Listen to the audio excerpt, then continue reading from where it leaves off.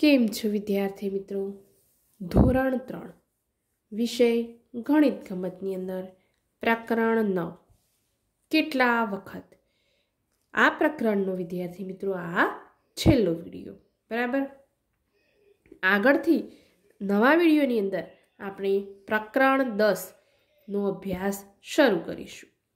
તો આ છેલ્લા વિડીયોની અંદર આપણે જોઈએ કે આપણે કેટલાક કોયડા ઉકેલના દાખલાની સમજ મેળવીશું, બરાબર. આગળના એક વિડીયોની અંદર આપણે જે કોયડા ઉકેલની સમજ મેળવી હતી તે આપણે 2 અંકની સંખ્યાનો 1 અંકની સંખ્યા સાથે ગુણાકાર, એટલે કે ઉદાહરણ સ્વરૂપે આપણે જોઈએ કે 34 ગુણ્યા 7. તો આ પ્રમાણેના જે દાખલા હતા તે આપણે સમજૂતી મેળવી ચૂક્યા છીએ. તો હવે આજે આપણે જોઈશું જેમાં પહેલી રકમ આપી છે કે એક નોટબુકની કિંમત ₹35. તો આવી 22 નોટબુકની કિંમત કેટલી થાય, બરાબર. તો હવે આ પ્રમાણેના કોયડા ઉકેલના દાખલાની સમજૂતી મેળવવા માટે આપણે સૂત્ર એટલે કે પદને આધારિત કેટલાક એ પ્રમાણેના દાખલા ગણવાના રહેશે. તો સૂત્ર આ પ્રમાણે બનાવીશું વિદ્યાર્થી મિત્રો કે તમે આગળ પણ આ સૂત્રવાળા દાખલા સમજ્યા છો કે જે શોધવાની વસ્તુ હોય તે સૂત્રમાં ક્યાં જાય? પાછળ. એટલે કે આ રકમની અંદર આપણે કિંમત શોધવાની છે, એટલે કે કિંમત એટલે કે આપણે રૂપિયા સૂત્રમાં ક્યાં લઈશું? પાછળ લઈશું. અને નોટબુકની જે સંખ્યા આપી છે એ સૂત્રમાં આગળ મૂકીશું. તો આપણું સૂત્ર બનશે કે એક નોટબુકની કિંમત બરાબર રૂપિયા કેટલા આપ્યા છે? 35. તો કુલ કેટલી નોટબુકની કિંમત શોધવાની છે? 22. તો માટે 22 નોટબુકની કિંમત બરાબર કેટલી? તો આપણે એ પ્રમાણે અહીં સૂત્ર લખીશું. એક નોટબુકની કિંમત બરાબર રૂપિયા 35 માટે 22 નોટબુકની કિંમત બરાબર કેટલા? હવે આપણે આપવાનું છે બીજું જે સ્ટેપ કરવાનું એ વિદ્યાર્થી મિત્રો એ છે સાદુરૂપ. તો આપણે આ સૂત્રને આધારે સાદુરૂપની ગોઠવણી કેવી રીતે કરીશું? તો સૌ પ્રથમ સંખ્યાની નીચે સંખ્યા હોય તો શું કરીશું? આપણે તેને ઉલટાવીશું, એટલે કે 22 ઉપર અંશમાં લઈ જઈશું અને 1ને નીચે છેદમાં લઈ જઈશું. અને સામે જે બીજી સંખ્યા છે 35 એ આપણે એમને ઉપર અંશમાં જ રાખીશું. કેમ? કારણ કે 35ની નીચે બીજી કોઈ સંખ્યા આપેલ નથી, બરાબર. તો એ પ્રમાણે આપણે અહીં સૂત્ર મૂકીશું 22 ગુણ્યા 35 છેદમાં 1. આપણે અહીં શું કર્યું? આ 22 અને 1ને ઉલટાવી દીધા અને 35 એમને એમ ઉપર અંશમાં રાખ્યા. હવે અહીં શું આવ્યું કે 22 ગુણ્યા 35. તો હવે આપણે આ 22નો 35 સાથે શું કરીશું? ગુણાકાર કરીશું. તો 22 ગુણ્યા 35. હવે 2 અંકનો 2 અંકની સંખ્યા સાથે ગુણાકાર આપણે આગળ શીખી ગયા છીએ. તો સૌ પ્રથમ એકમના સ્થાને શું મૂકીશું? આપણે 0 મૂકીશું. ગણતરીની શરૂઆત ક્યાંથી કરીશું? દશકના સ્થાનથી, એટલે કે 3ને 2 ગુણીશું અને 3ને 2 ગુણીશું. તો 3 દુ કેટલા થાય? 6 અને 3 દુ 6. પછી એકમના રહેલા 5ના અંકને 2 ગુણીશું અને એ 5ને આપણે 2 ગુણીશું. તો 5 દુ 10ની 0 વધી પડી 1. 5 દુ 10 ને વધી 1 11. હવે આપણે આ બંને જે જવાબ મળ્યા તેનો શું કરીશું? સરવાળો કરીશું, એટલે કે 660 વત્તા 110. તો સરવાળો કરીશું તો 0માં 0 ઉમેરતા 0. 6 ને 1 7. 6 ને 1 7. તો શું જવાબ મળ્યો આપણને? 770 રૂપિયા. 770 રૂપિયા. હવે દાખલાની અંતે ફરજિયાત શું લખવાનું વિદ્યાર્થી મિત્રો? જવાબ કરીને. તો જવાબ કરીને આપણે અહીં લખીશું જવાબ બરાબર 22 નોટબુકની કુલ કિંમત ₹770 થાય. બરાબર. તો આપણે આ આખો દાખલો આ પ્રમાણે ગણી શકીએ છીએ. તો હવે આપણે જોઈશું આગળ બીજો દાખલો. તો તેની રકમ આપેલી છે અહીં કે એક ડબ્બામાં 15 લીટર તેલ સમાય. તો આવા 40 ડબ્બામાં કેટલું તેલ સમાય? તો આપણે અહીં તેલનો જથ્થો શોધવાનો છે. બરાબર. તો સૂત્રની અંદર આપણે ક્યાં લઈ જઈશું? પાછળ. અને જે ડબ્બાની સંખ્યા છે એ સૂત્રમાં આપણે આગળ મૂકીશું. તો સૂત્ર બનશે આપણું એક ડબ્બામાં તેલ બરાબર કેટલું છે? 15 લીટર.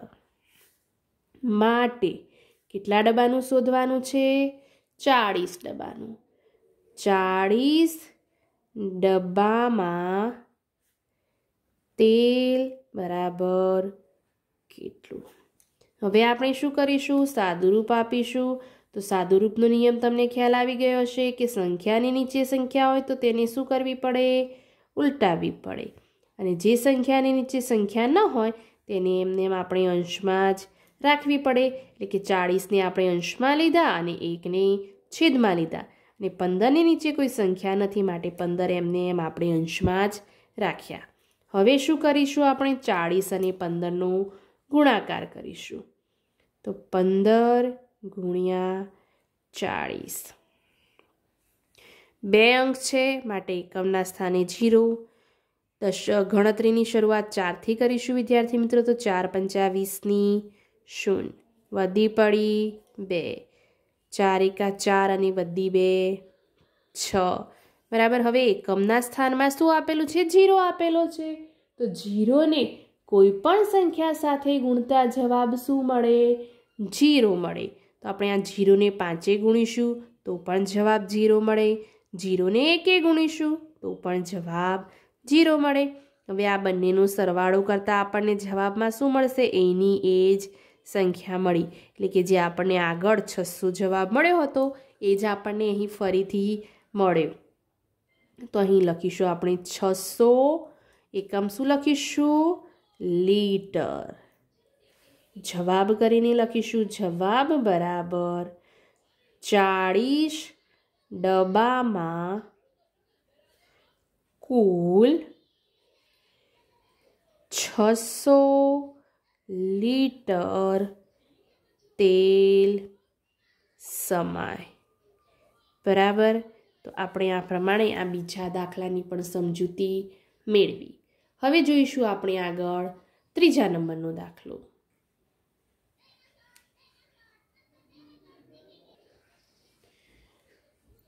તો ત્રીજા નંબરના દાખલાની અંદર રકમ આપી છે કે એક બોક્સમાં 36 કેરી છે. તો આવા 63 બોક્સમાં કેટલી કેરી થાય? બરાબર. તો આપણે અહીં આ દાખલાની અંદર શું શોધવાનું છે? કેરીની સંખ્યા શોધવાની છે. બોક્સની સંખ્યા આપેલ છે તો સૂત્રમાં શું કરીશું? બોક્સની સંખ્યા આગળ લઈ જઈશું અને કેરીની સંખ્યા પાછળ. તો આપણું સૂત્ર શું બનશે વિદ્યાર્થી મિત્રો? એક બોક્સમાં કેરી બરાબર 36.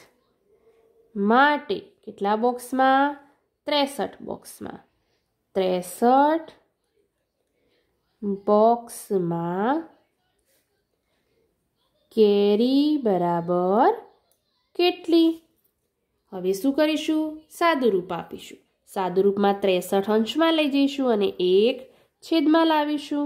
અને 36 જે છે એમને એમ ઉપર અંશમાં જ રહેશે. કેમ? તેનું કારણ પણ તમને મેં આગળ સમજાવી દીધેલ છે. હવે આપણને સાદુરૂપ મળ્યું 63 ગુણ્યા 36 છેદમાં 1. તો આપણે 63 અને 36નો શું કરીશું? ગુણાકાર કરીશું. કે 63 ગુણ્યા 36. હવે 2 અંક હોવાથી એકમના સ્થાને શું મૂકવું પડે? 0 મૂકવો પડે. ગણતરીની શરૂઆત 3 થી કરીશું. 3 તરી કેટલા થાય? 9 થાય. અને 3 6 18. એકમના સ્થાનમાં રહેલા 6 ની ગણતરી લઈશું તો 6 તરી 18 નો આઠડો. વધી પડી 1. 6 6 36 ને 1 37. હવે આ બંનેનો સરવાળો કરીશું તો સરવાળો કરવામાં 0માં 8 ઉમેરતા 8. 9માં 7 ઉમેરો તો 9 ને 7 16 નો છગડો. વધી પડી 1. 8 ને 1 9. 9માં 3 ઉમેરો કેટલા થાય? 9 ને 3 12 નો બગડો. વધી પડી 1. 1 ને 1 2. તો જવાબ મળ્યો આપણને 2268 કેરી. 2268 કેરી. છેલ્લે જવાબ કરીને લખીશું. જવાબ બરાબર 63 બોક્સમાં કુલ 2268 કેરી હશે. આગળ જઈશું આપણે ચોથા નંબરનો દાખલો કે એક હારમાં 85 મોતી છે તો આવા 25 હારમાં કુલ કેટલા મોતી હોય? તો આપણે અહીં મોતીની સંખ્યા શોધવાની છે, જે સૂત્રમાં પાછળ મૂકીશું અને હારની સંખ્યા આગળ. તો આપણું સૂત્ર શું બનશે વિદ્યાર્થી મિત્રો? કે એક હારમાં મોતી બરાબર 85 માટે 25 હારમાં મોતી બરાબર કેટલા? તો આપણે અહીં સૂત્ર લખીશું. એક હારમાં મોતી બરાબર 85 માટે 25 હારમાં મોતી બરાબર કેટલા? હવે આપણે અહીં સાદુરૂપ આપીશું. તો સાદુરૂપનો નિયમ તો હવે તમને ખ્યાલ આવી જ ગયો હશે. શું નિયમ થશે? સંખ્યાની નીચે સંખ્યા હોય તો તેને આપણે ઉલટાવીશું, એટલે કે 25 અંશમાં જશે, છેદમાં 1. અને 85 એમને એમ ઉપર જ રહેશે, કારણ કે એની નીચે કોઈ સંખ્યા આપેલ નથી. તો આપણે હવે શું કરીશું? 25 અને 85નો ગુણાકાર કરીશું. તો 25 ગુણ્યા 85. હવે 2 સંખ્યા હોવાથી એકમના સ્થાને સૌ પ્રથમ 0 મૂકીશું. 8 પંચા કેટલા થાય? 40. તો 40 નો 0. વધી પડી 4. 8 દુ 16. 16માં 4 ઉમેરતા કેટલા થશે? 16 ને 4 20. હવે 5 થી ગણતરી કરીશું તો 5 5 25. વધી કેટલી પડી? 2. 5 દુ 10 ને 2 કેટલા થશે? 12. તો હવે 2000 વત્તા શું કરીશું આપણે? 125. 0માં 5 ઉમેરતા 5. 2માં 0 ઉમેરતા 2. 1માં 0 ઉમેરતા 1. અને 2ની નીચે કોઈ સંખ્યા નથી માટે ત્યાં આપણે 0 સમજીએ. તો 2માં 0 ઉમેરતા 2. તો આપણને જવાબ શું મળ્યો? 2125 મોતી. તો અહીં લખીશું આપણે 2125 મોતી. બરાબર. છેલ્લે જવાબ કરીને લખવાનું થાય કે જવાબ બરાબર 25 હારમાં કુલ 2125 મોતી હોય. બરાબર વિદ્યાર્થી મિત્રો. તો આ પ્રમાણે આપણે પહેલો, બીજો, ત્રીજો અને ચોથો દાખલો સમજ્યા. આગળ હવે આપણે 5મા દાખલાની સમજૂતી મેળવીશું.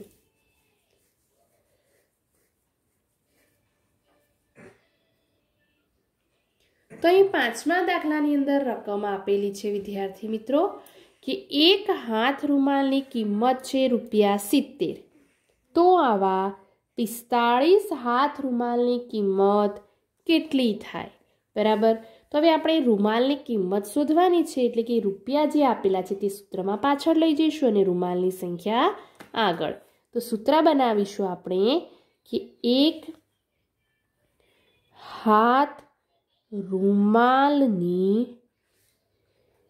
કિંમત બરાબર ₹70 માટે 45 હાથ રૂમાલની કિંમત બરાબર કેટલા?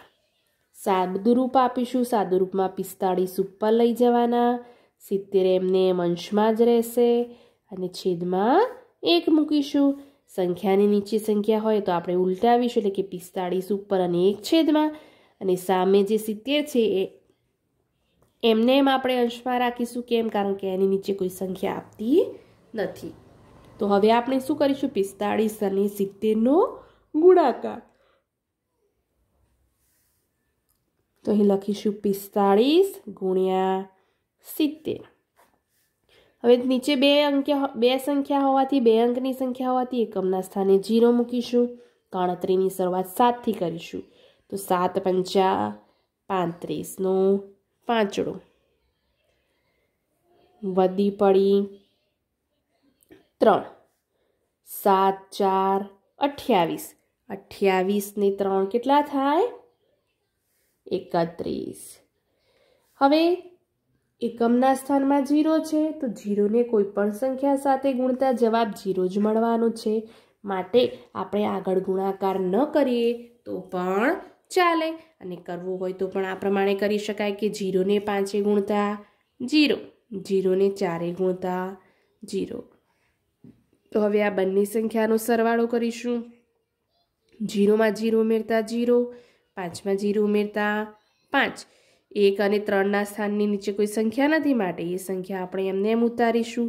તો જવાબ મળશે 3150. તો અહીં લખીશું 3150 રૂપિયા. દાખલાને અંતે જવાબ કરીને ફરજિયાત લખવું જરૂરી છે, માટે આપણે જવાબ કરીને લખીશું જવાબ બરાબર 45 હાથ રૂમાલની કિંમત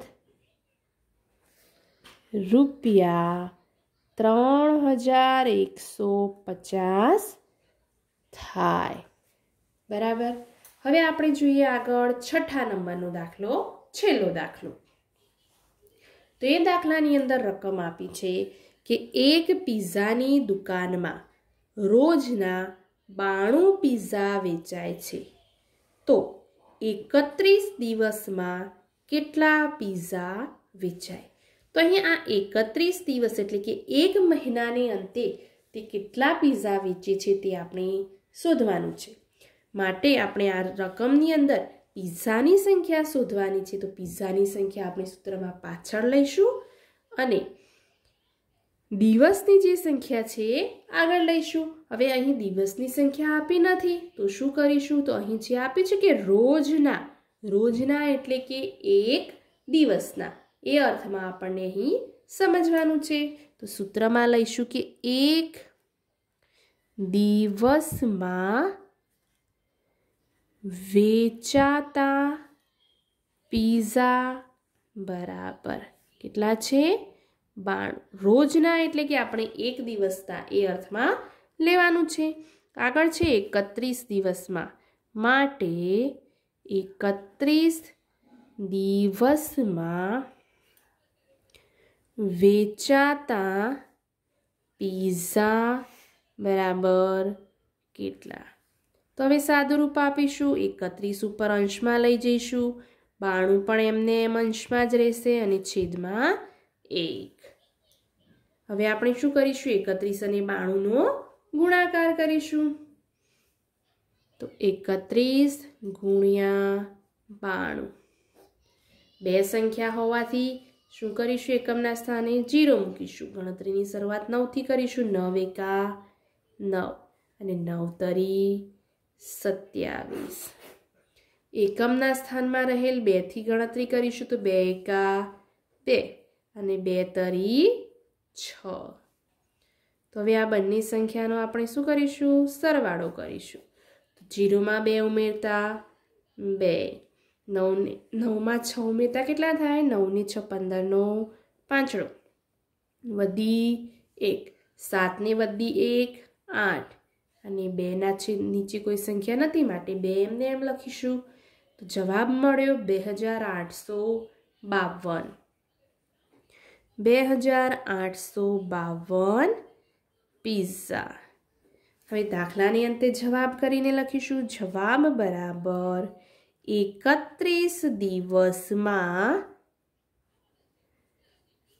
કુલ 2852 પિઝા વેચાય. બરાબર વિદ્યાર્થી મિત્રો, તો આ પ્રમાણે આપણે 6 દાખલાની સમજૂતી મેળવી. આગળ બીજા કેટલાક દાખલા હું તમને હોમવર્કમાં જે ગણવાના છે તેની રકમ લખાવું છું. તો આપ બધા જ તમારી નોટબુકની અંદર આ રકમ લખી લેશો.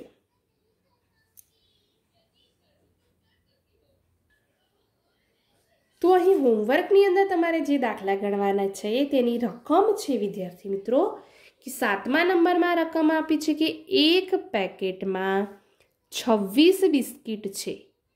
તો આવા 62 પેકેટમાં કુલ કેટલા બિસ્કિટ હોય? એટલે કે આપણે આ દાખલાની અંદર કુલ બિસ્કિટની સંખ્યા શોધવાની છે.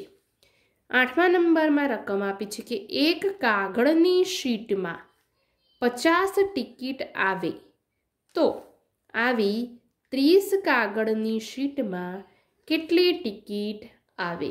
તો 8મા નંબરના દાખલાની અંદર આપણને ટિકિટની કુલ સંખ્યા શોધવાની છે.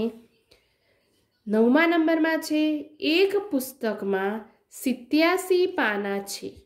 તો આવા 13 પુસ્તકમાં કુલ કેટલા પાના થાય? તો અહીં આપણે પુસ્તકના કુલ પાના એટલે કે પેજની સંખ્યા શોધવાની છે. 10મા નંબરનો જે છેલ્લો દાખલો છે તેની રકમ આપેલી છે કે એક બસમાં 56 મુસાફરો છે. તો આવી 12 બસમાં કુલ કેટલા મુસાફરો હોય? તો આપણે આ દાખલાની અંદર મુસાફરોની સંખ્યા શોધવાની છે. તો આગળના જે 6 દાખલાની સમજૂતી આપી તે દાખલા અને અહીં આજે 4 દાખલાની રકમ લખાવી એમ કુલ 10 દાખલા રકમ સાથે તમારે તમારી નોટબુકની અંદર સારા અક્ષરે લખવાનું રહેશે. તે ઉપરાંત સ્વાધ્યાય પોથીની અંદર પણ આ પ્રમાણેના કેટલાક દાખલા આપેલા છે જે તમારે પૂર્ણ કરવાના રહેશે. બરાબર. હવે આજનો વિડીયો છે એ આ પ્રકરણ 9નો છેલ્લો વિડીયો છે. માટે સ્વાધ્યાય પોથીની અંદર જે કંઈ પણ બાકી રહેતું હોય વિદ્યાર્થી મિત્રો એ બધા જ દાખલા તમારે પૂર્ણ કરવાના રહેશે. Thank you.